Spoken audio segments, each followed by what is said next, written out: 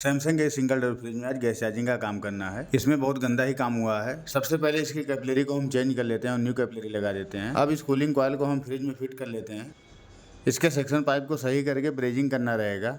साथ में NRB pin वाल को भी ब्रेजिंग कर लेते हैं। ब्रेजिंग का अगला नंबर फिल्टर का है। फिल्टर कभी भी बहुत आराम से करना रहता है क्योंकि इसके पास से ही चोक होने का डर रहता है, इसीलिए हमें ज़्यादा हीट नहीं करना रहता है। ब्रेजिंग का काम पूरा हो जाने पे छोटे भीम को वैक्यूम के काम पे लगा देते हैं। वैक्यूम करने के बाद हम अपने गैस चार्जिंग के काम को पूरा कर लेते हैं और बैक प्रेशर 10 रखते हैं। आप देख सकते हैं कि इसमें आइस आना शुरू हो गया है।